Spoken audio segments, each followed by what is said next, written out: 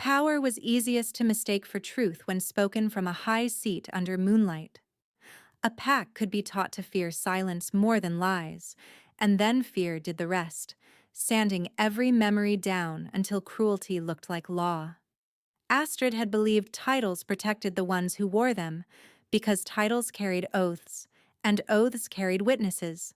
That belief died the moment she stepped barefoot onto the tribunal stone and saw two full packs watching her with their mouths set in hard lines, as if they had practiced this expression together. Hope survived only as instinct, a stubborn pulse beneath humiliation. Breathe, stand, shield the child. The moon tribunal dais rose from the center of the sacred clearing, old basalt polished by generations of judgment.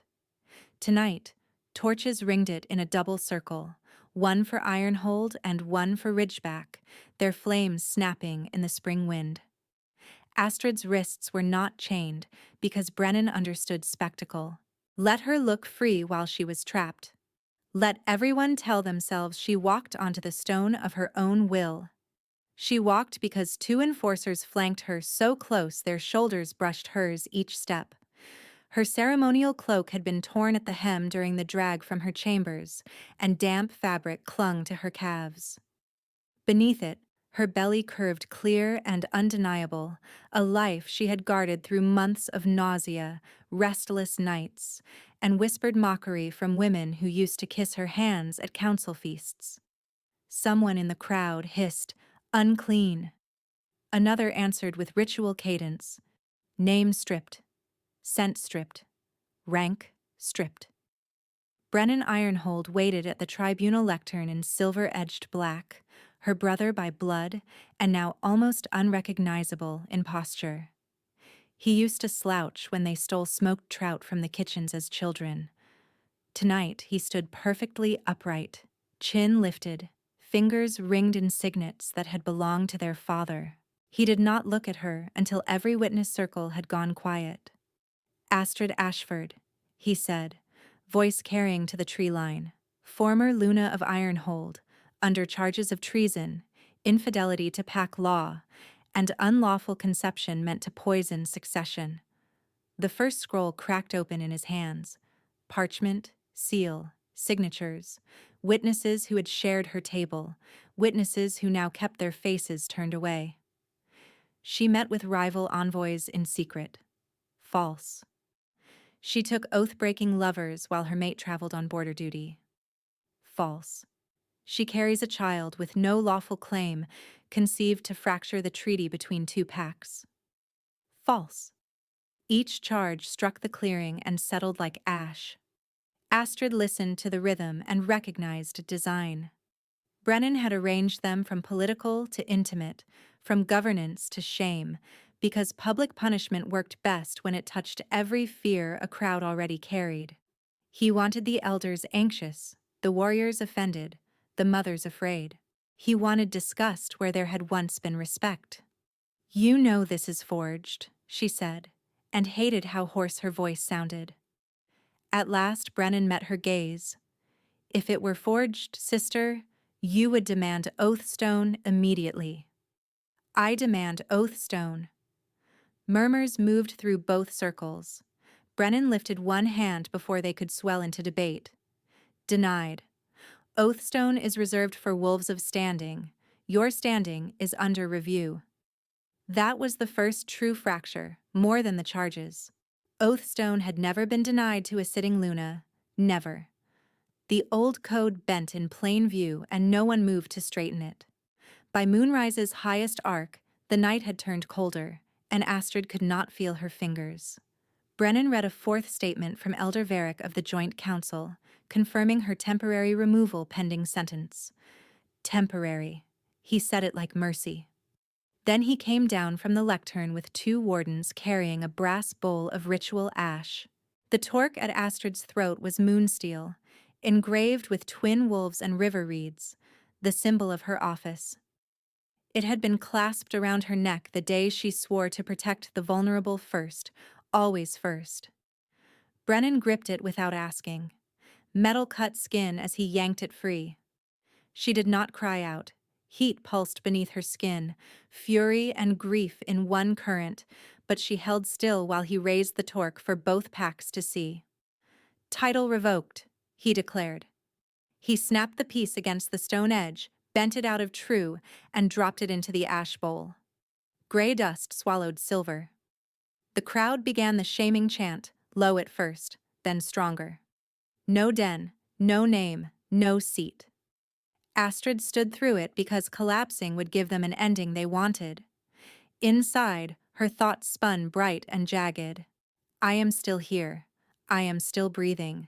I do not hand him my child with bowed head. Every instinct begged her to challenge, to lunge for the bowl, to force Oathstone by blood. But 4 enforcers had closed in, and her center of balance had shifted with pregnancy, slower than she remembered, vulnerable in ways she despised. Survival demanded timing, not pride. Brennan returned to the lectern with formal scroll in hand. Sentence follows under tribunal authority. Astrid Ashford is exiled beyond Ironhold and Ridgeback boundaries. She will depart before dawn by Blackreed Pass and may not claim shelter within governed dens. Any wolf aiding her assumes equal guilt.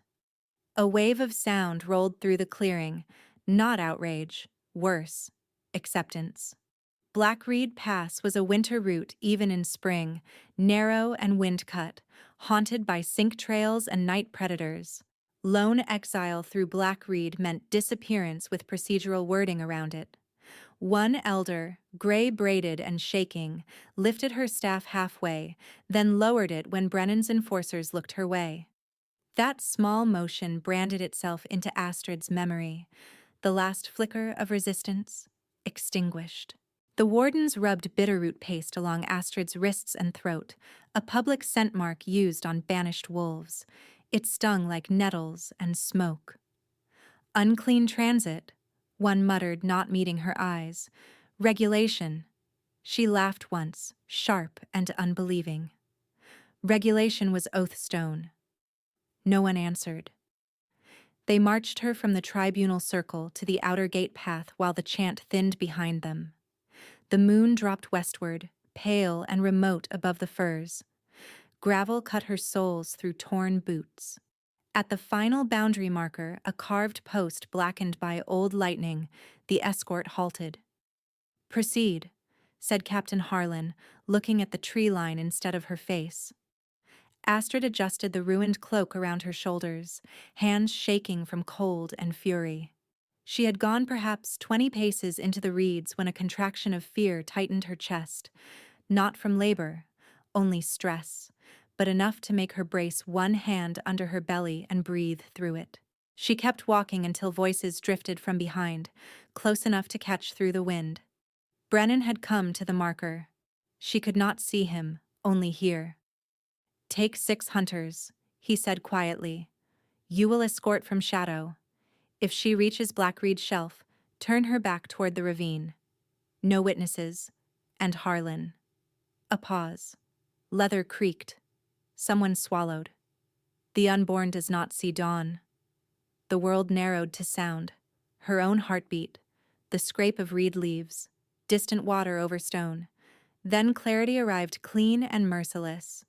Exile was theater. The true sentence was execution wrapped in procedural language. Brennan did not fear her shame. He feared her child. Astrid moved without turning around. 1 step. 2. Then she broke into a run. The reeds were shoulder-high, blades wet with river mist that soaked her skirts and numbed her thighs. She cut east instead of north toward Blackreed, toward forbidden borderlands where old markers warned both packs away. Behind her, alarm calls rose, then split into hunting whistles. They had not expected speed from a stripped Luna 6 months pregnant. Let them relearn her. Roots snagged her boots. Once she stumbled to one knee, palms striking shale hard enough to split skin, and copper taste filled her mouth where she bit her lip. She pushed up, gasping, and kept moving. The child kicked hard, a fierce thud against her hand, and she spoke aloud between breaths, because voice anchored terror. "We stay together. We stay together." Rain began as a scatter, then a sheet, flattening reeds and turning the deer trail to slick black mud. Her cloak dragged like a net until she tore the lower half free on a thorn branch and kept the rest wrapped under her belly for support. Behind, the whistles faded, replaced by distant howls searching wrong valleys. She had crossed old basalt ridges where scent broke apart in mineral runoff, a trick her father had taught her when she was 10 and fearless. By the hour before dawn, her lungs burned and her vision blurred at the edges.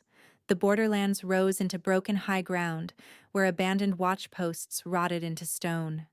No patrol fire, no den scent. Only rain, pine resin, and the iron tang of storm.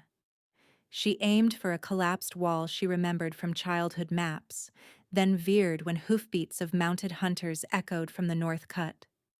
Left, down slope, through a stand of alder.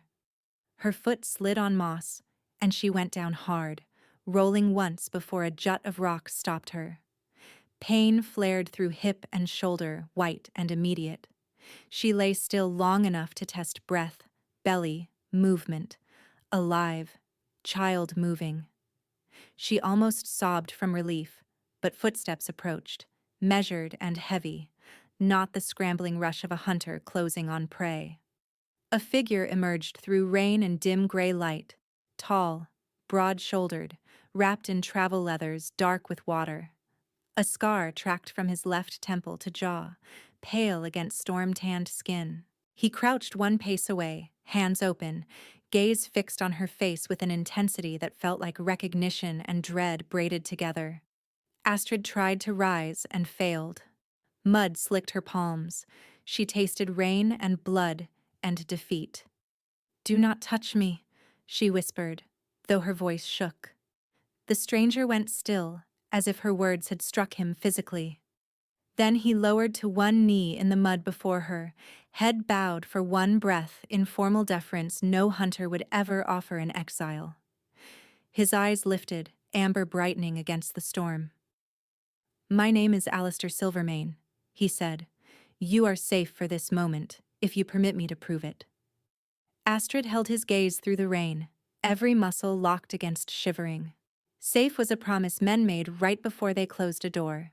She had learned that lesson from council chambers and family tables, and a tribunal stone still wet with her own disgrace. "Permission is not proof," she said.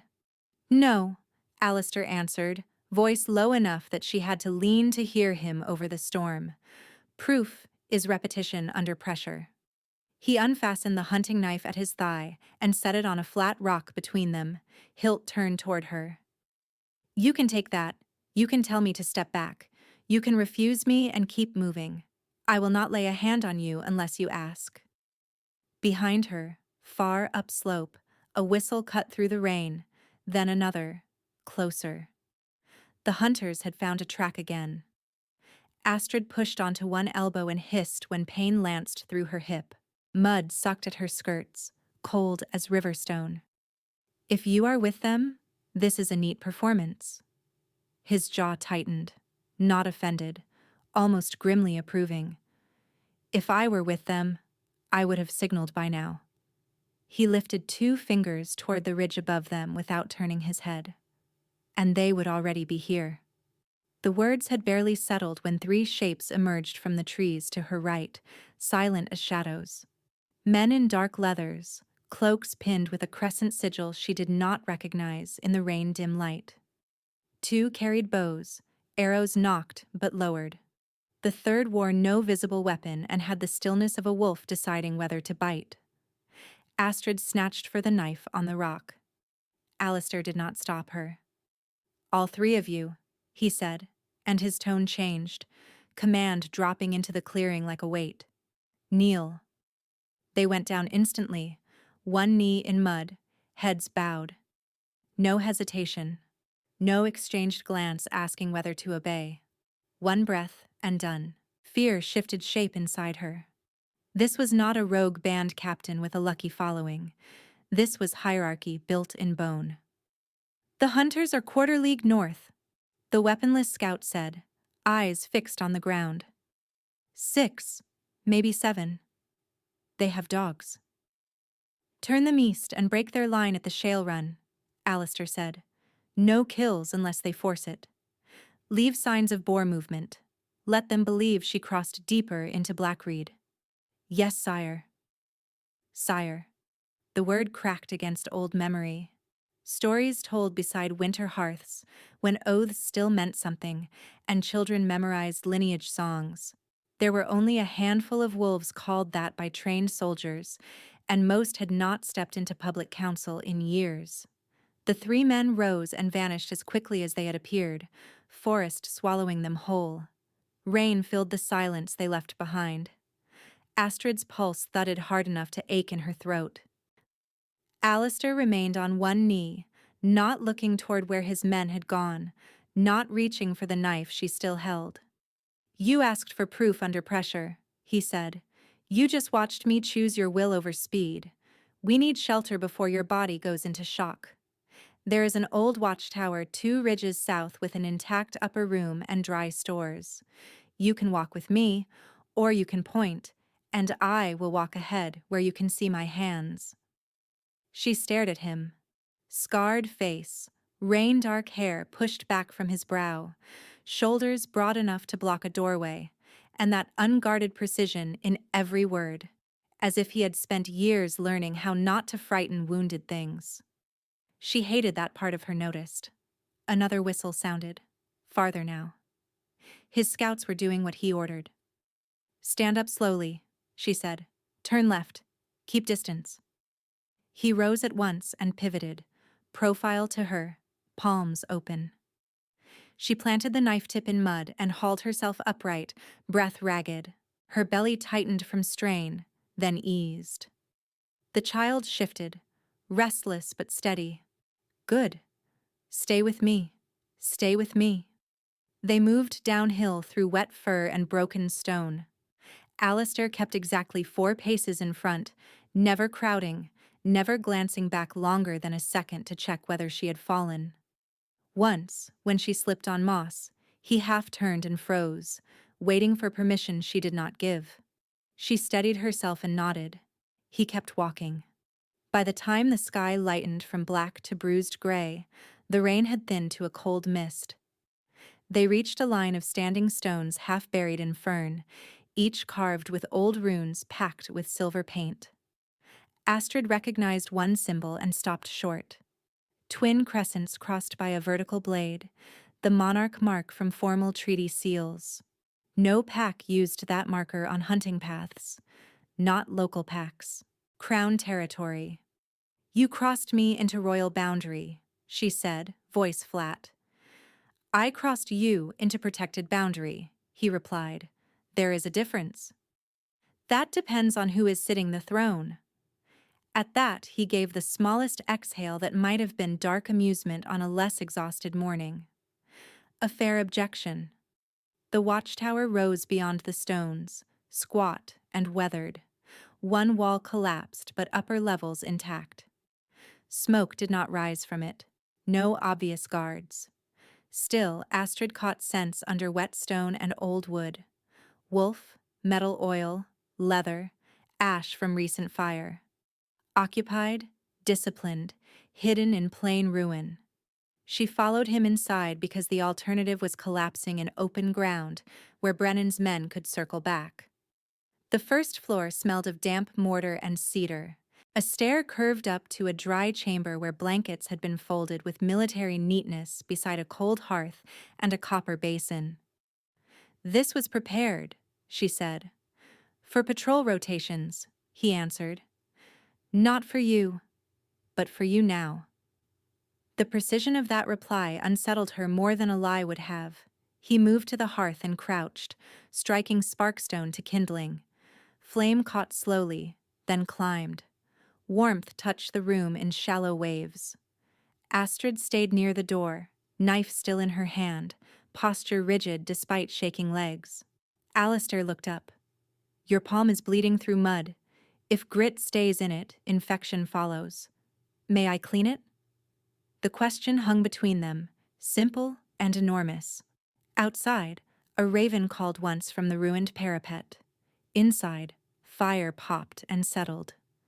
Astrid swallowed. One hand, nothing else. He inclined his head, almost ceremonial. He brought the basin closer, poured warmed water from a kettle she had not seen him place on the coals, and waited until she extended her right hand by inches. His fingers touched her wrist, careful and cool from rain. The world snapped. Heat climbed her spine in a violent rush, not fever, not pain, a current of recognition so immediate it stole breath. Her pulse leapt, then staggered, then matched another rhythm under his skin as if two drums had found one beat across distance. The child kicked hard against her ribs, a fierce, unmistakable thump that made her gasp. Alistair jerked as though struck. A sharp intake of breath cut through the room. His shoulders locked, and for one raw second, the controlled warrior vanished. Amber bled bright into his irises until they looked lit from within, molten and ancient. Along the scar at his temple, faint lines of gold kindled and spread in branching runes, then dimmed, then flared again with each heartbeat. No, not this. Not here. Astrid tried to pull back. His grip loosened instantly, but the bond had already sunk hooks too deep. Warmth flooded her limbs, then narrowed to the point where his thumb rested over her pulse, then expanded again until she could taste pine smoke on him and iron rain and the clean edge of winter air, scents she had never learned yet somehow recognized. Hunger and grief collided in her chest so hard she swayed. In her mind, panic broke open in present tense, bright and breathless and merciless. Not now.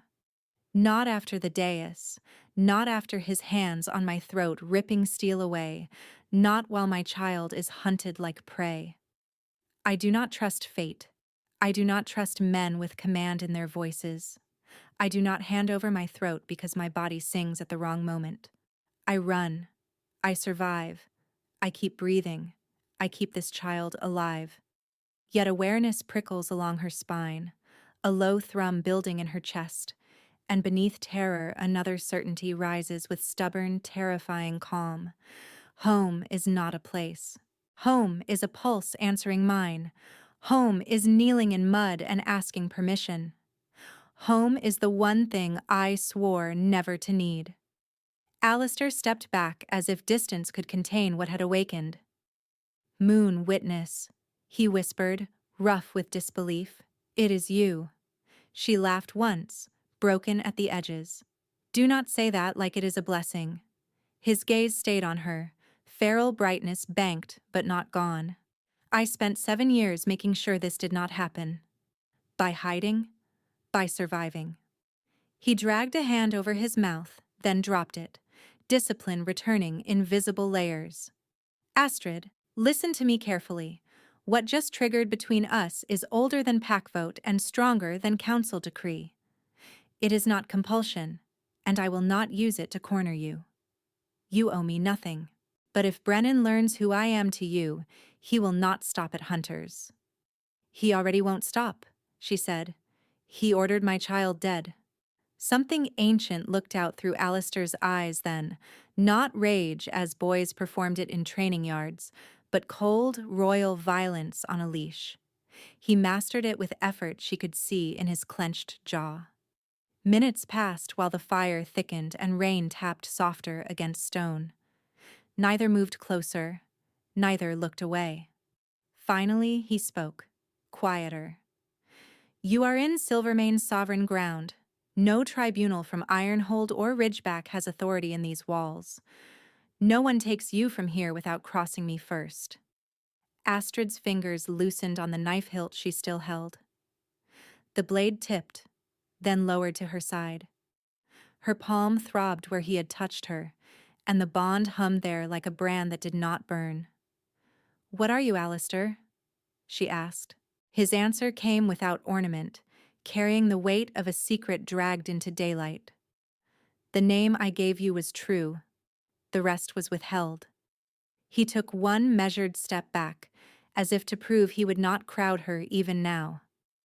I am Alistair Silvermane, crowned by blood oath, last acknowledged Alpha King of the Western Territories. The tower seemed to tilt around her, old stones holding too much history at once. Exiled Luna, hidden king, mate bond awakened in rain and ruin with hunters still in the forest. Astrid met his burning gaze and felt the pull lock into place, terrifying and undeniable, while dawn broke pale over the carved boundary stones below. Dawn climbed the tower walls in thin silver bars, and Astrid understood with cold precision how thoroughly she had stepped into another man's power. He could have ordered her confined in the upper room, called in 10 sworn blades, and named it protection. He could have pressed the new bond until her instincts blurred into obedience, then told himself necessity excused the method. Instead, Alistair kept his distance and waited as if she were the one holding rank. "Your hip is swelling through the fabric," he said, voice steady. "If it stiffens, you will not make the stairs later. I can help now, or I can leave supplies and stand outside the door." Astrid hated the fairness of the choice. She had been stripped before witnesses, hunted by blood kin, and dropped into the hands of a hidden king in a single night. She wanted clean villains, not this maddening decency. The bond hummed under her skin, warm and insistent, but she kept her face hard. "Supplies first," she said. "Then you stand where I can see you." He nodded once. No argument, no wounded pride. He moved through the room with restrained efficiency, setting out bandages, a folded shirt boiled soft from prior use, a needle case, and a narrow leather flask. Every object he placed on the table stayed within her reach, never his. When he returned to the hearth, he turned his back, while she adjusted her torn skirts and braced her belly with one forearm. Pain sharpened as she shifted. A breath slipped from her teeth before she could bury it. Alistair half turned and stopped himself, fingers flexing once at his side. "Permission?" he asked. The word struck harder than command ever had. She gave a short nod. He approached slowly, then crouched to her level, eyes on her face instead of her body. "I am touching your left side. Tell me if you want me to stop." His hand tested the bruise through cloth, gentle but exact, reading injury like a map. "No fracture, deep impact. You need heat, compression, and rest you will not agree to." A corner of her mouth twitched despite herself. "You learn quickly. I was briefed that you are difficult." "By whom?" "Your expression."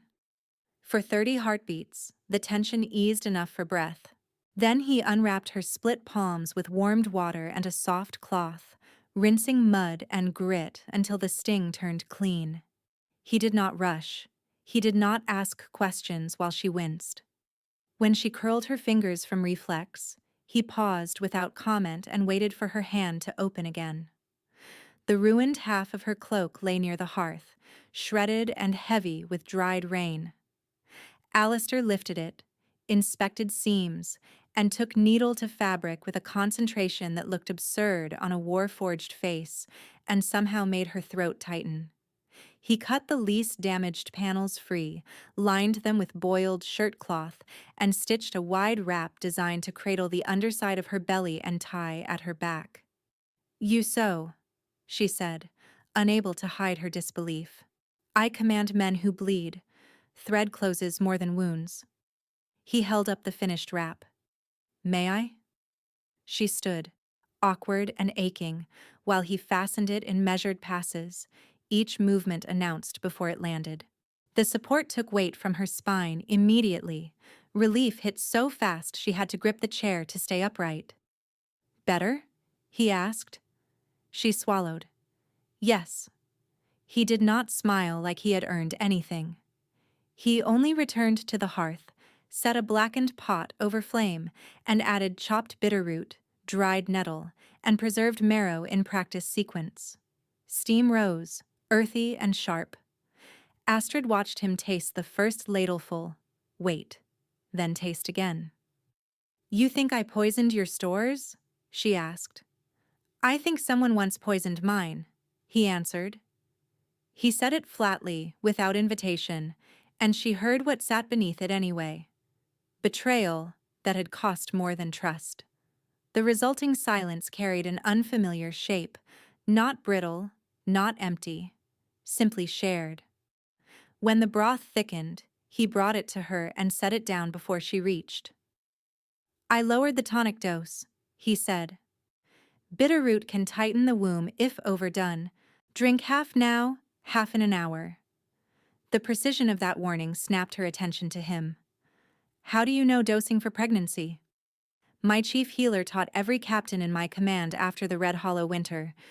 Too many mothers were left to guess. He met her eyes. I do not guess with lives I can protect. The words settled in her chest and refused to move. Present tense flooded her mind, sudden and ungovernable.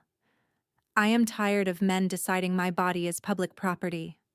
I am tired of standing still while law is sharpened into a weapon and called tradition. He should be dangerous because power always is, because crowns are only teeth hidden under velvet, because fate has never once arrived kindly. Yet he asks, and asks again, and when I say no, he stops. He does not crowd. He does not bargain with my fear. I can breathe in this room. I can breathe. If this is strategy, it is the cruelest one, because it makes me remember what respect feels like, and I do not know what to do with that memory. She drank. The broth was ugly and medicinal, and warmed her from throat to ribs.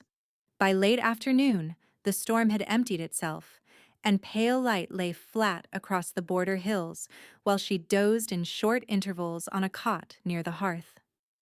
Each time she surfaced, Alistair sat where she had last seen him, back to the door, gaze sweeping windows and stairwell in a disciplined pattern. At dusk, 2 of his scouts delivered dry rations and a sealed satchel, then withdrew without stepping fully into the room. Alistair broke the seal, read quickly, and fed the message to the fire. Bad news, Astrid said. Predictable news. He added wood to the hearth.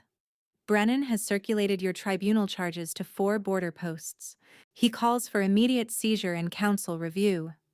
Review means cage. I know.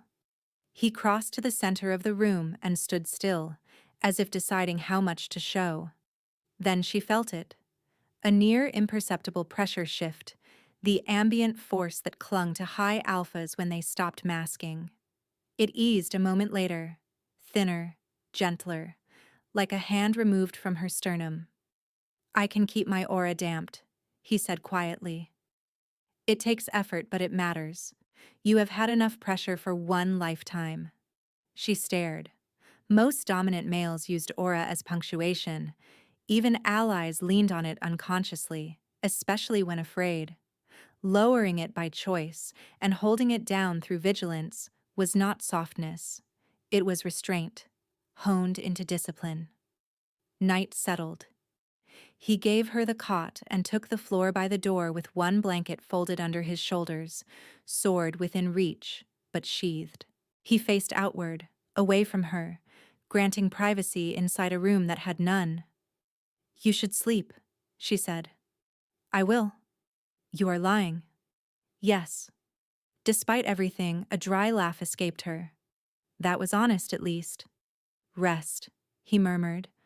I will wake you if the world ends.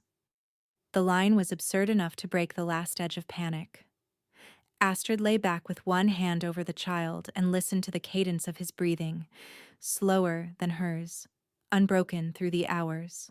No door opened. No hand reached for her in the dark. When she woke before first light, stiff but steady, he was still there, back to the door, eyes open, as if guarding had become a kind of prayer. They left the tower after sunrise in plain travel cloaks, taking the southern cut through alder and slate until the trees thinned into a trade road marked by neutral banners. The crossing market sat in a shallow basin where 3 territories touched, and no single pack could claim full jurisdiction. Canvas stalls leaned against stone arches, smoke from cook fires braided with scents of wool, horse, and fresh bread. Astrid had stood here once as Luna, welcomed with bowed heads and careful smiles. Today whispers moved ahead of her like spilled oil. A fishmonger froze mid-haggle. A pair of apprentices stepped back, eyes dropping to her belly, then to the stain of bitterroot at her wrists. By the time they reached the well square, 4 sentries in ridgeback gray had formed a half-circle across the lane. Their captain, a broad woman with scarred knuckles, looked straight at Astrid and began the old cadence in a carrying voice. No den, no name, no seat. 2 more voices joined from the far side, then 6, then 10. Not all sentries. Some bystanders eager for sanctioned cruelty. Astrid felt the old tribunal nausea rise, metallic and hot. She forced her shoulders back and kept her feet planted. If she ran here, she would run forever. The captain lifted a writ board. By council notice, Astrid Ashford is to be detained for maternal review pending moon assembly. Detained where? Astrid asked. In holding quarters. Under whose law?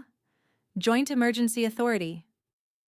Alistair stepped forward before the captain could close distance.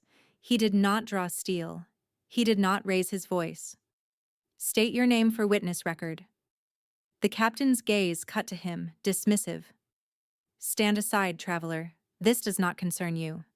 It concerns me entirely. His tone cooled by degrees. Name. Recognition flickered too late in her eyes. Captain Morell of Ridgeback Post 9. Good, he said. You will remember this clearly. He released command. It was not a blast, not the crushing wave Astrid had seen in war drills. This was precise. A restrained pulse that rolled across the square and dropped every sentry to one knee without throwing a single body. Stalls rattled, horses stamped and stilled. Silence slammed down after the chant like a gate. Alistair's voice carried to the fountain and the far bread line.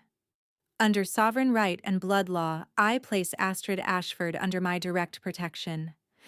Any accusation against her may proceed only through formal petition and witnessed dual claim. Any attempt at seizure outside that code is unlawful aggression against my house. Captain Morell strained against the pressure, jaw clenched.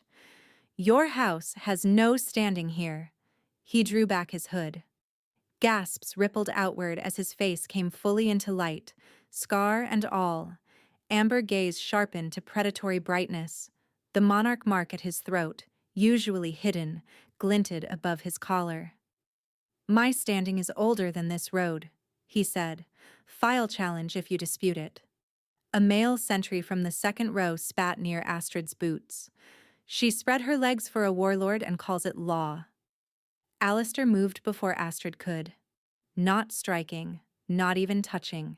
He stepped into the line of insult so completely the words hit him instead.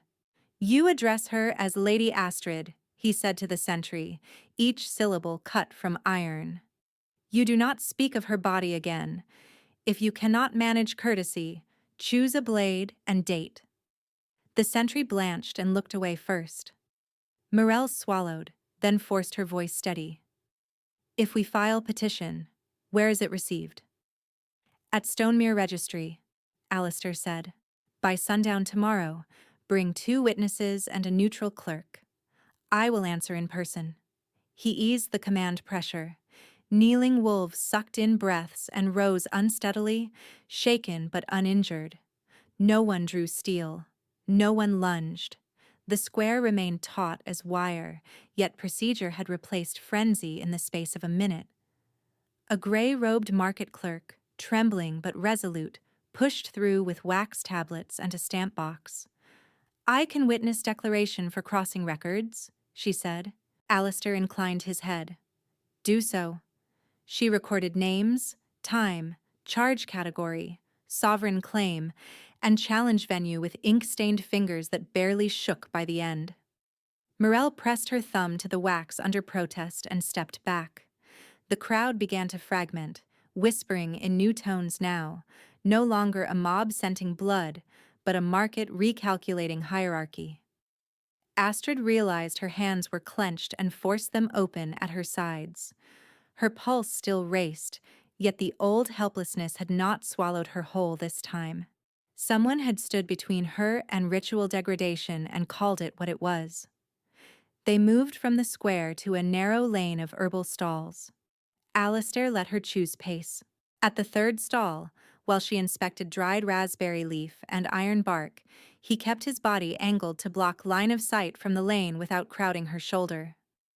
"You did not have to come in person," she said, keeping her voice low. "You could have sent your men." "Yes." "Why did you not?" He weighed the answer, then gave it plain. "Because I know what public humiliation does when it goes unanswered. Because if they mean to test your vulnerability, they meet mine first. Because protection from a distance still looks like abandonment to the one standing in the circle." The words landed with terrifying accuracy.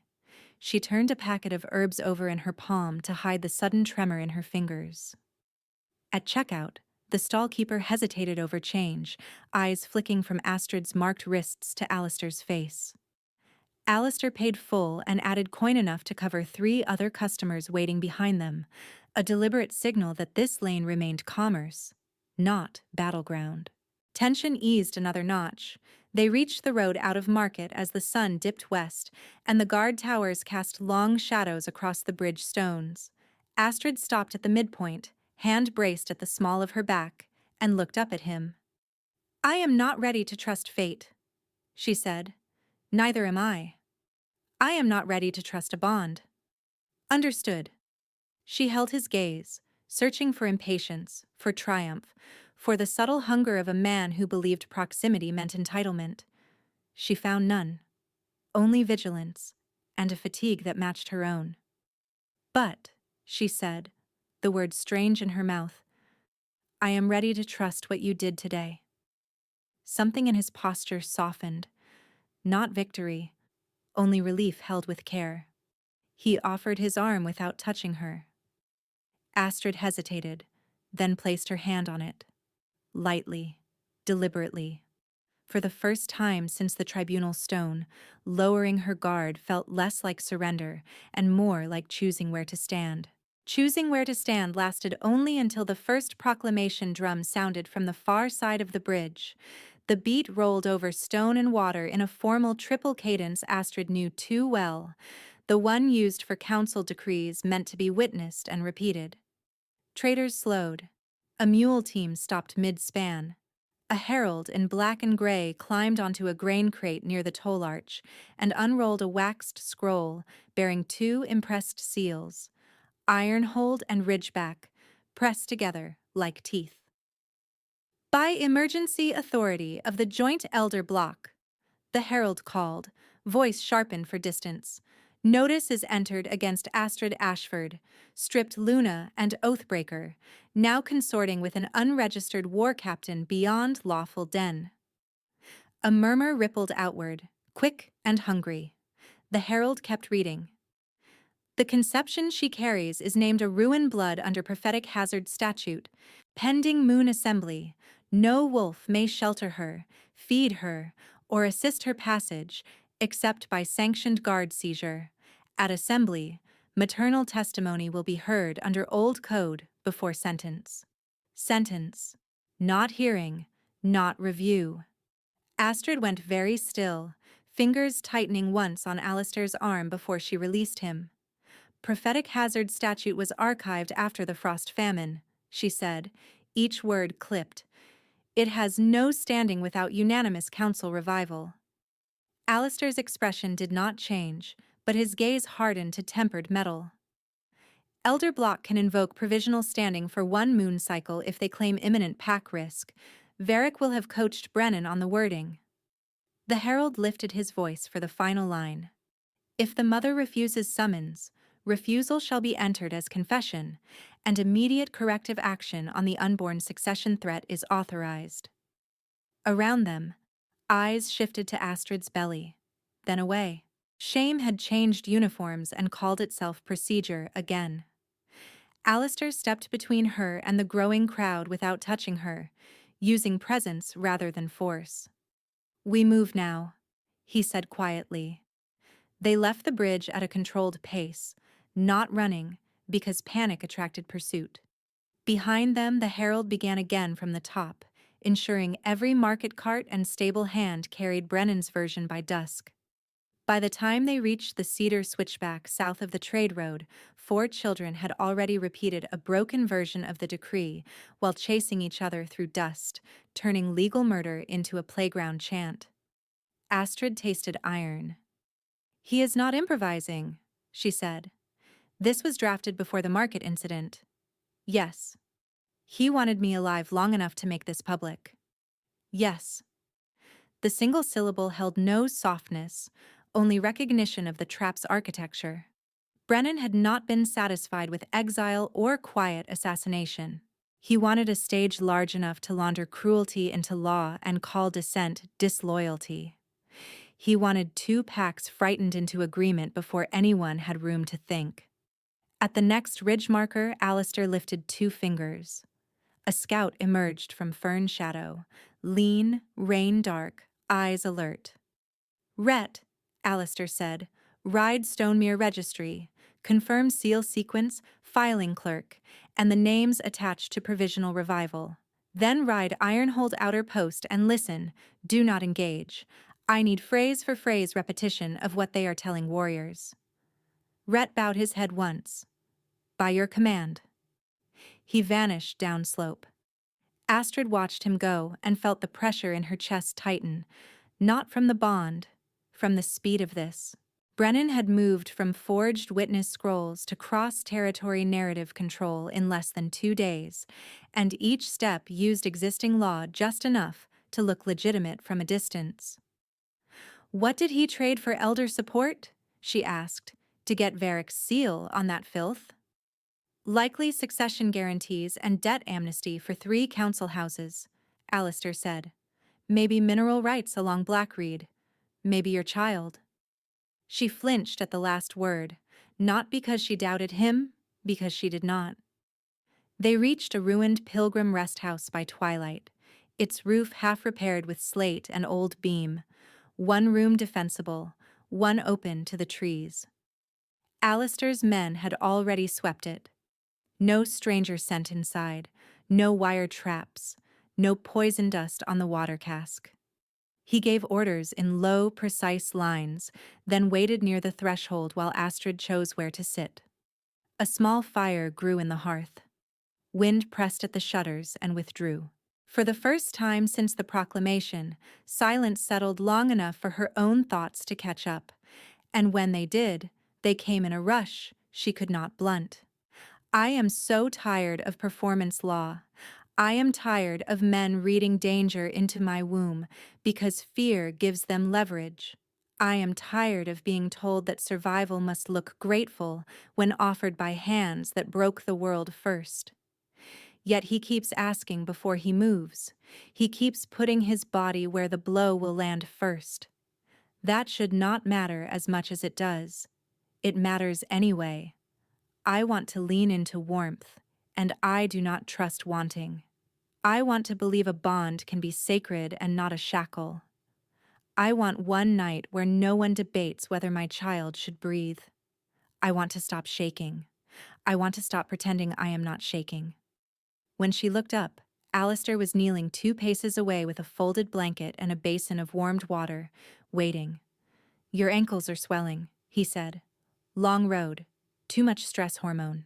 If you allow it, I can wrap them and reduce the pressure in your lower back." She closed her eyes briefly, then opened them. "Do it." He approached only after she nodded a second time. His hands were strong and unhurried, thumbs pressing along tendon and bone with healer-taught precision, never wandering, never claiming more than she had granted. Relief spread upward in careful increments. Outside, a branch scraped slate with a sound like distant claws. Inside, his head bent over her foot, scar catching firelight, and tenderness arrived as a non-trivial threat because it made room for hope.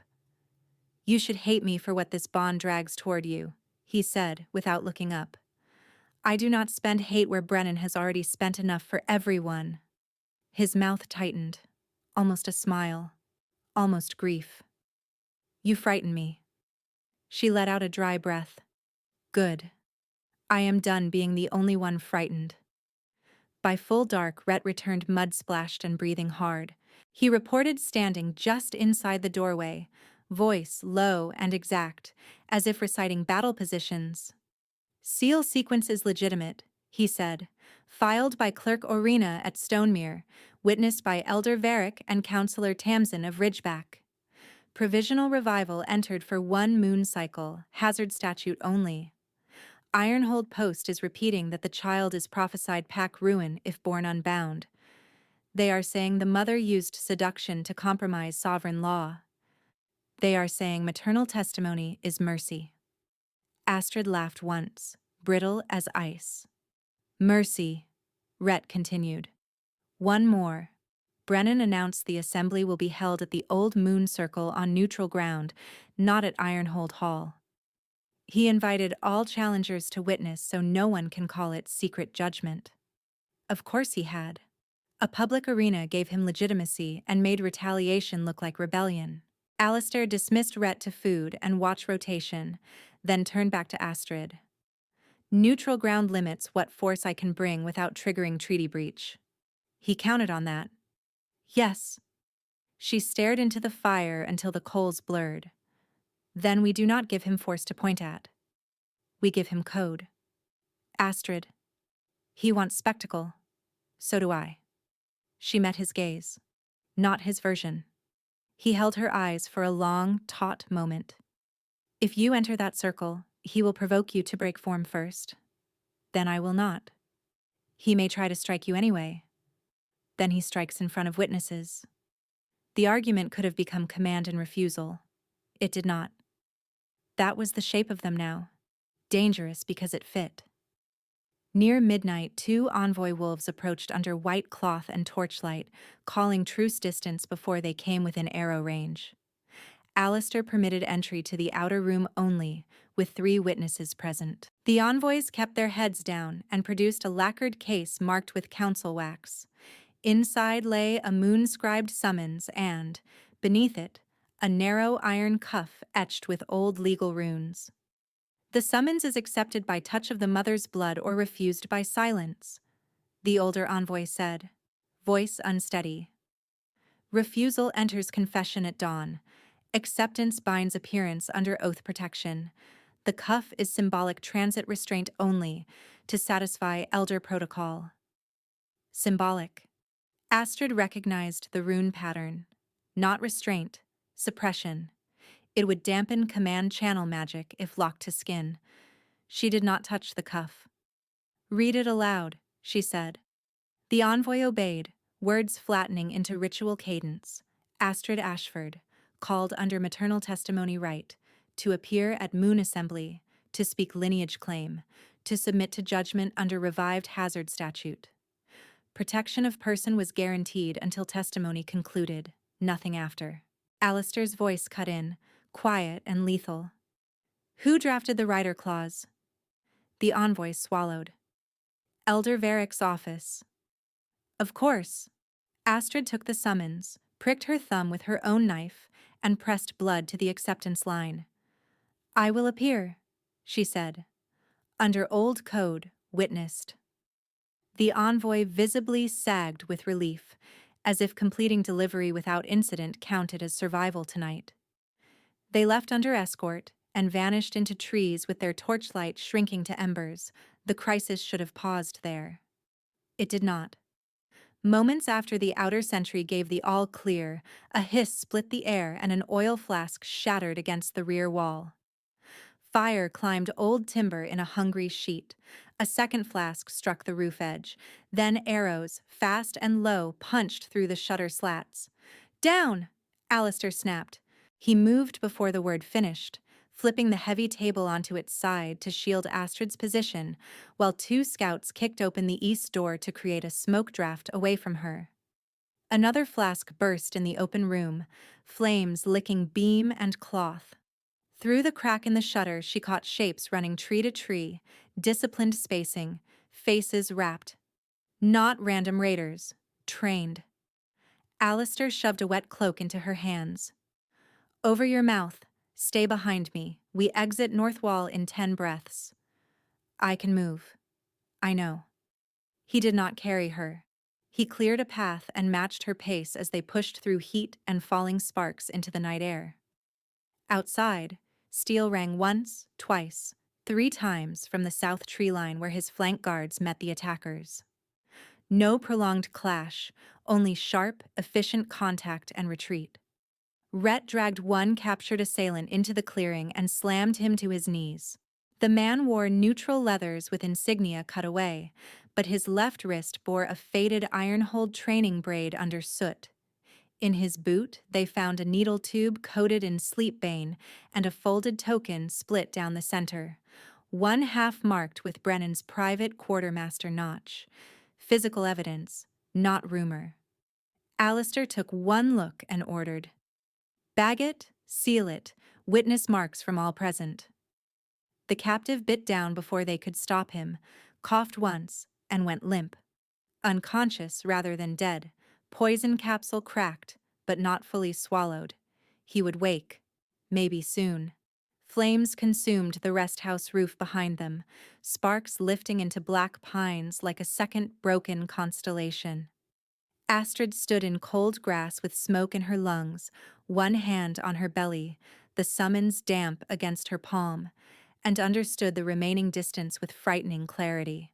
Brennan had served legal notice in one hand and sent killers with the other, betting confusion would erase the line between process and murder. Alistair faced her, soot on his cheek, eyes burning amber in the firelight. "They will strike again before moonrise tomorrow," he said. "Now we choose. We disappear and forfeit testimony, or we walk into that assembly knowing he has prepared a blade behind every ritual word."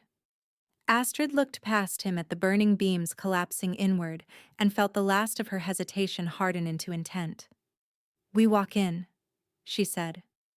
From the ridge above, a horn answered in the distance, long and low, and 3 more horns echoed it from different valleys, signaling coordinated movement closing on their position. The horn calls had barely faded when shadowed riders broke from 3 tree lines at once, torches hooded, armor wrapped in cloth to mute metal. Alistair's guards shifted around Astrid in a tight crescent, blades low, not yet drawn. The fire behind them collapsed inward with a roar, sending a burst of sparks over the clearing like burning rain. "Hold line," Alistair ordered. "No one strikes first." A second rank emerged behind the riders, this one carrying white tribunal poles instead of spears, neutral marshals, or men dressed to resemble them. At their center rode Brennan in formal black, cloak clasped with iron-holed sigil, expression carved into public grief. "Astrid," he called as if they stood in a council hall instead of a burned rest house. "You accepted summons. I came to ensure your safe transit." Safe transit with horns from 3 valleys and assassins still cooling in the grass. Astrid looked past him and counted more than 40 wolves, ridgeback gray mixed with iron-holed black, all arranged in overlapping wedges that could become a killing net in one breath. Captain Morell rode beside Brennan, jaw tight, eyes avoiding Astrid's face. So that thread had paid out. Petition had never been the point. Positioning had been. Alistair stepped half a pace forward. "You approached under coordinated signal and armed convergence after a sanctioned attack on witness envoys. Explain." Brennan spread his hands. "Your men started the fire to fake victimhood. I answered an emergency horn from neutral patrol." His gaze slid to the bound assailant sprawled near Rhett's boots. "And now I see you have already brutalized a traveler to manufacture evidence." Rhett kicked the token pouch into open view. "Traveler carried sleepbane and your quartermaster notch." Brennan did not glance down. A forged notch means little in the dark. Chaos arrived by design. 2 wolves at Brennan's rear loosed warning arrows into the dirt near Alistair's flank. Alistair's guards moved, Ridgeback line moved back. Someone shouted, "Treason arrest." Another shouted, "Neutral ground breach." In less than 10 heartbeats, steel sang out in fragments across the clearing, while both sides still pretended they were preserving order. Astrid stood in the center of that unraveling pressure and felt danger close from every direction. Not as panic this time, but as arithmetic. If she let men settle this with force, Brennan would name massacre and bury truth under casualty counts. If she fled, confession by absence. If she submitted in silence, testimony turned into sentence. Smoke bit her throat. Her left hip throbbed with each shift of balance. The child rolled once under her palm, steady, present, reminding her that survival now required more than endurance. She stepped onto a fallen beam, lifting herself above the nearest shoulders. "Stop!" she shouted, voice cutting across clamor. Under old code, I invoke immediate maternal testimony in the moon circle under full witness. Any blade drawn before oath stone is contempt of sacred procedure. The word struck like a thrown bell. Several marshals froze outright. Morel swore under her breath and signaled her sentries to lower points. Brennan's mouth flattened, the first crack in his polished calm. "You do not dictate venue," he said. "I just did." Astrid pointed to the white tribunal poles his own men carried. "You brought formal markers and neutral marshals. You announced transit under code. If you deny hearing now, in front of these witnesses, you declare your summons fraudulent." A murmur moved through both ranks, low and sharp. Fraudulent summons was a punishable offense for council officers. Brennan measured the crowd and saw the same thing she did. Too many eyes, too much procedural memory to bulldoze openly. By the time the moon cleared the eastern ridge, they had formed a single armed procession toward the old circle, tense and silent, each faction keeping just enough distance to claim restraint. Astrid walked at the center by her own demand, not bound, not touched. A marshal offered the iron suppression cuff from the lacquered case. She held it up where all could see and handed it back. "Record refusal of unlawful restraint," she said. "Record that I arrived voluntarily." The neutral clerk scratched furiously onto wax tablets while stumbling over roots to keep pace. External contact resolved. Witnesses locked.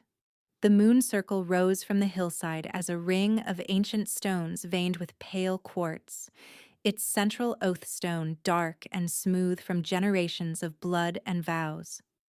Packs had already gathered, drawn by proclamation drums and rumor, faces from Ironhold, faces from Ridgeback, a few from border houses wearing no colors at all. Elder Varric stood beneath the highest monolith, staff in hand, trying to look like neutrality embodied. Brennan mounted the speaker step. "Proceeding begins under hazard revival. Subject presents for testimony. Containment protocol in effect." Astrid did not wait for permission. She crossed into the inner ring, each step measured despite the ache in her side, and held out her split palms toward the central brazier. In it lay gray ash and twisted silver, bent but unmistakable. Her torn torque, displayed like trophy remains. He had carried it here to break her twice. She reached into the ash with bare fingers and lifted the warped moonsteel free. Heat and grit smeared her skin. She set the torque against her throat, not clasped, simply held there. "I reclaim what was stripped by fraud," she said, voice carrying farther than she expected. "And I call blood truth." Varric raised his staff. "Denied. Your standing is protected by sovereign declaration and witnessed summons." Astrid turned, pinning him with a gaze that had once made quarreling captains fall quiet in council. "Deny blood truth in a maternal hearing, and every oath made in this circle becomes advisory theater. Say it aloud, Elder. Tell them to their faces." He said nothing. That silence was answer enough. Astrid placed her bloodied palm on the oath stone. Cold surged up her arm, then heat. then a deep, vibrating hum that traveled through stone into soil and back through her bones. Light kindled under the surface, silver at first, then white gold, tracing old carved channels no one had seen flare in decades. A collective breath caught around the ring. Present tense flooded her mind with brutal clarity. I am shaking, and I step anyway. I am watched by wolves who called me unclean, and I refuse their script. I know this stone can burn liars, and fear claws at my ribs because truth has never protected me fast enough. But silence is the weapon he chose for me. Spectacle is the cage he built. I break both now. I speak and let the ground decide. If I fall standing in my own name. If I win, I do not win alone. Every female who is told to lower her eyes gets this crack in the wall. The Oathstone brightened. State first claim, Varric said, voice strained. Astrid did not look away from Brennan. Charges of treason were forged. The stone pulsed once, clear and steady. True. Second claim, charges of infidelity were fabricated. Another pulse. True. Brennan stepped down from the speaker stone, smile gone, hands flexing at his sides. You are manipulating resonance. Third claim, Astrid said louder. My exile order was used to conceal unlawful pursuit. The stone flashed hard enough to throw silver onto surrounding faces. True. Brennan lunged. He moved fast, faster than he had at the tribunal, knife appearing from sleeve with practiced economy, aimed low for her midsection in a strike designed to look like crowd collision.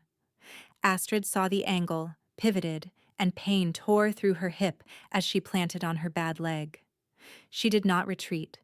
The animal part of her went rigid, instincts snapping into alignment with training and fury. Her canines lengthened, nails darkened into short claws. Strength flooded her shoulders in a partial shift she had not accessed in years. She caught Brennan's wrist with both hands and drove it downward against the Oathstone. Metal clanged away across rock. Not again, she said through clenched teeth. Silver light erupted from beneath her palm in looping strands, no longer passive resonance but command line magic answering blood and office together. The strands twisted into luminous chains and wrapped Brennan's arms, torso, and knees, pinning him to one side of the circle.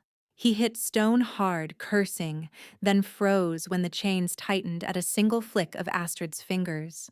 Gasps tore through the witnesses. Varric stumbled back 2 steps. Morel stared, open-mouthed, at the bound alpha heir who had lectured her on procedure 2 hours earlier. Pinned, Brennan bared his teeth. Archers! No arrows came. Alistair walked into the ring carrying 3 bundled bows in one hand and a quiver in the other, followed by 2 of his scouts dragging 6 disarmed shooters by the collars.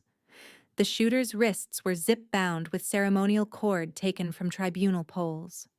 Controlled, public, unmistakable. You were saying? Alistair asked. He dropped the bows at Brennan's feet, then drew a ceremonial blade from a marshal's rack and tossed it so it skidded to the edge of the bound man's reach.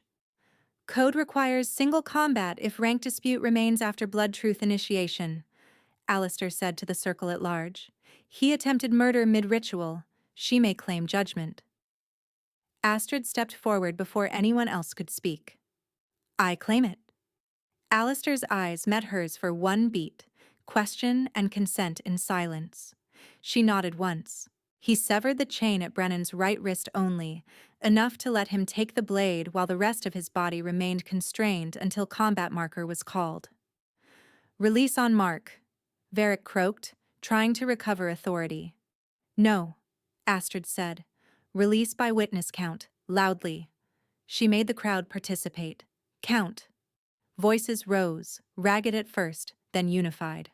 1, 2, 3. On 3, the silver chains dissolved. Brennan rolled, snatched the ceremonial blade, and came up slashing in a furious diagonal arc. Astrid gave ground, caught his wrist with a forearm block, and drove her shoulder into his chest. They broke apart, circled, closed again. He fought like a man who had trained for dominance displays, heavy blows, intimidation pressure. She fought like someone who had learned to survive rooms built against her, conserving motion, choosing angles, letting him spend himself into openings. Steel rang 3 times. On the 4th exchange, she fainted high and kicked his knee. He staggered. She stripped the blade from his hand with a twist that wrenched his elbow and sent metal spinning. It landed at the edge of the ash brazier. She seized it first. Brennan dropped to one knee, breathing hard, hair fallen loose across his brow. Hate and disbelief warred across his face as she set the flat of the blade against his throat. The oath stone flared behind her and projected sound into the circle, not images, but voices pulled from sworn resonance. Brennan in the reeds, ordering shadow escort and ravine turn. Brennan at the rest house command token meeting, promising payment for accidental fire. Brennan dictating forged witness lines to a scribe who kept asking whether Luna seal verification would hold. No one could pretend now. He spat near her boot. You were always weak without a title. Astrid's hand did not tremble. No, you were always small without someone to kneel on. She lifted his rank sigil from his cloak clasp and snapped the pin against the stone, then held the broken pieces up to both packs. By blood truth, attempted ritual murder, fraudulent summons, and unlawful command against protected witness, I strip Brennan Ironhold of rank and claim immediate banishment beyond governed lands in binding chains. Let any wolf who contests this step into the circle, now. No one moved. Morel stepped forward first and knelt, fist over heart. Not to Brennan, to Astrid. One by one, other sentries followed, then border captains, then civilians who had once lowered their eyes at the tribunal and now raised them. Varric looked around the ring, understood the tide, and bowed his head. Council ratifies, he said, voice thin. Permanent banishment under unanimous witness. Rhett and 2 marshals locked Brennan's wrists in moonsteel restraints. He fought for 3 breaths, then sagged as the reality settled. When they hauled him upright, he kept staring at Astrid as if she were still the woman on the dais, waiting for permission to speak. She was not. The moon hung high over the circle, white and cold and clear, while Brennan was led down the eastern path in chains, escorted past the same stones where he had once stood to read judgments over others. Astrid remained in the center, ash on her hands, twisted torque against her throat, breathing hard but steady as the gathered packs witnessed the end of his rule. The witnesses did not leave until process had teeth. Under moonlight, neutral marshals sealed every piece of evidence in waxed cloth before both packs. The split token with Brennan's quartermaster notch, the sleepbane needle tube, the lacquered summons case, and the untouched suppression cuff Astrid had refused. Rhett signed first as capture witness, Morel second as receiving officer, and the gray-robed market clerk added her shaking signature beneath the bridge declaration she had recorded at the Well Square. When the unconscious assailant finally woke, coughing bitter poison from his mouth, he named the paymaster who had issued the token and confirmed the fire order came through Brennan's private chain. The statement was entered on a fresh tablet and read aloud twice. No one could bury it later. Elder Varric tried once to interrupt the reading with procedural language. The gray-braided elder who had lowered her staff at the first tribunal stepped into the ring before he finished and said, "Clear enough for the outer stones. I stayed silent once. I will not do it again." Her name was Elder Malis, and the silence that followed her words settled like judgment. Varric's mouth closed. He gave no further obstruction, and Astrid noted the outcome with a hard, quiet satisfaction. His meaningful hesitations at last paid out into open fear, and then into compliance. Only after Brennan and his escort vanished beyond the eastern ridge did the circle begin to empty. Harlan was brought forward near the final watch change, shoulders bowed, and confirmed under oath stone what Astrid had heard at the boundary marker. Ravine turn. No witnesses. Unborn before dawn. The stone burned his palm for the lie he tried first, then cleared when he spoke truth. He was stripped of captaincy and remanded to labor oath under Morel's command, living punishment rather than exile, because Astrid wanted the record to stand in daylight where younger guards could learn what obedience without conscience cost. By the time the moon tilted west, only a few fires remained around the ancient stones. Alistair stood near the oath monolith with ash on his sleeves and blood drying in a narrow line at his knuckles, watching her as if distance itself were a promise. Astrid felt the bond like a low, steady current now, not the violent shock from the tower, but something deeper, patient, and unrelenting. "I can postpone the claiming," he said when she reached him. "Until you have slept. Until the council confirms at dawn. Until after birth, if you choose. I will not press." His restraint landed harder than urgency would have. She studied his face in the moonlight, scar pale, gaze sharpened yet gentled by effort. This man had disarmed archers, bent sentries to their knees, and still asked as if permission were sacred law. "I do not want postponement," she said. Her voice trembled once, then steadied. "I want this done with witnesses in stone and moon. I want no one ever again to call what we are rumor." He stepped closer, then stopped an arm's length away. "Say yes plainly." "Yes, Alistair." His breath left him in a rough, unguarded exhale. "Then come here, Astrid." She closed the distance herself. His hands rose slowly, settling at her waist and upper back, warm and heavy and careful of her belly wrap. When his forehead touched hers, the bond flared bright along her nerves, and the child shifted once, then grew calm, as if listening. Around them, the remaining wolves turned away in deliberate respect, giving privacy inside ritual witness. Astrid's thoughts surged, present tense and raw. "I am here by choice. I am not on a dais waiting to be stripped. I am not begging law to remember my name. I am standing in the same circle where they tried to erase me, and I am about to be claimed by the one male who never treated my fear as inconvenience. It still scares me, this depth, this irreversible thread. I know how power corrodes.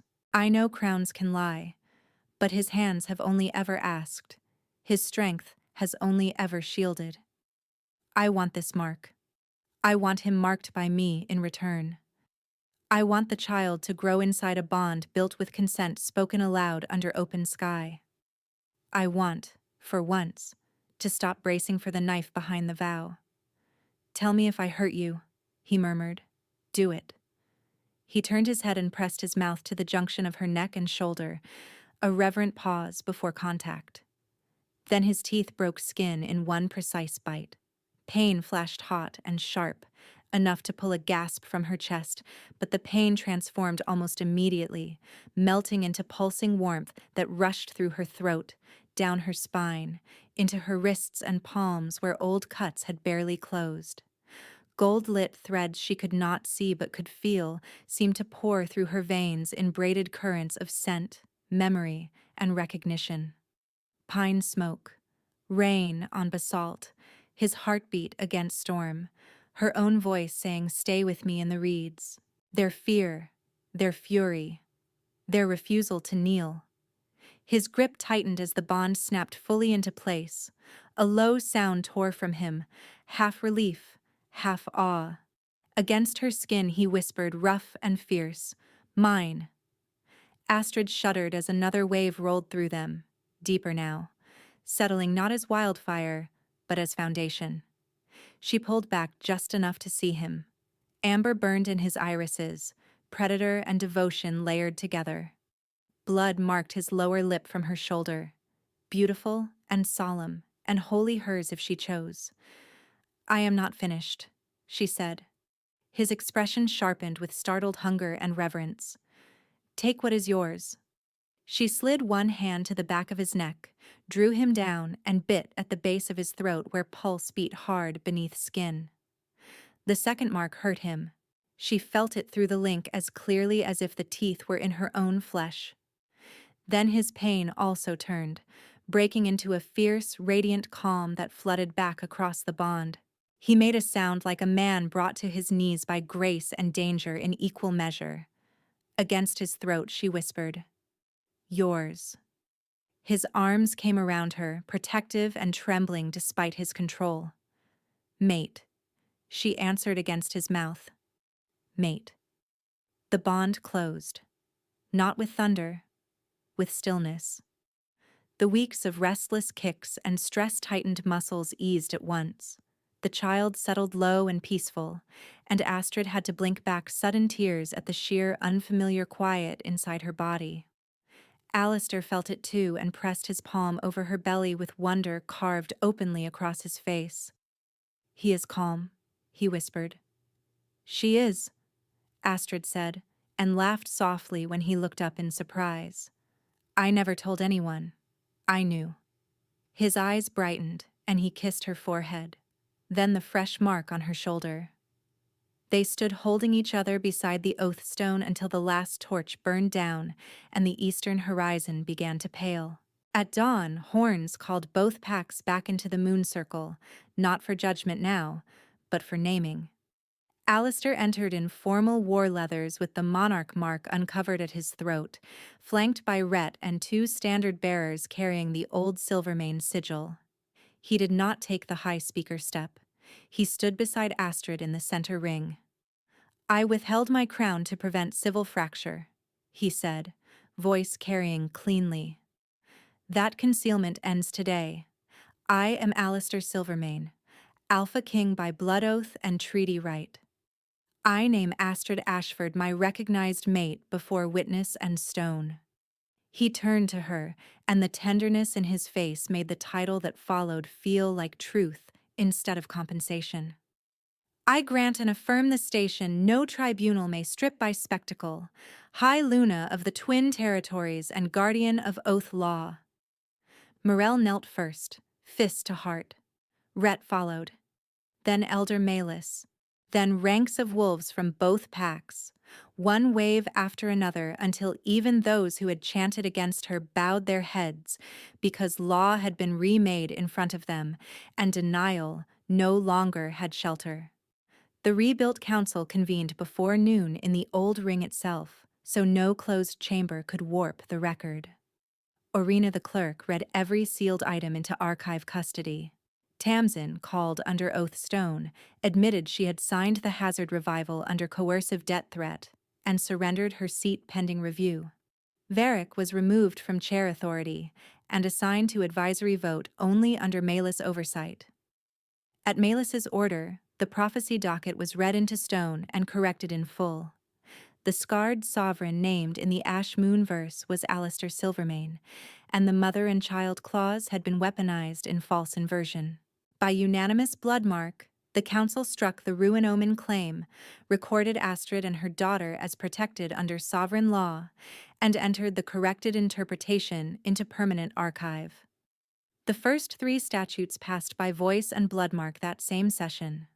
No title stripping without immediate oathstone access, explicit protection, and sanctuary rights for pregnant wolves across all territories, and criminal penalties for false prophetic claims used to justify violence. When proceedings adjourned, Astrid and Alistair walked the inner wall above the circle, while below them cooks lit shared hearths for both packs. No one shouted shaming chants. Children carried bread between former rival fires. Harlan, now in plain labor gray, hauled water buckets under Morel's direct eye and did not lift his gaze. Alistair laced his fingers through Astrid's and kissed her marked shoulder as the new torque, forged from recovered moonsteel and fresh silver, settled warm against her throat. "You were cast out as nothing," she whispered, leaning into him. He rested his brow to hers, the bond bright and steady between them. "You were always my queen before either of us dared to say it." Below, a kingdom began again around the woman they had tried to erase, and this time it rose with her name at its center.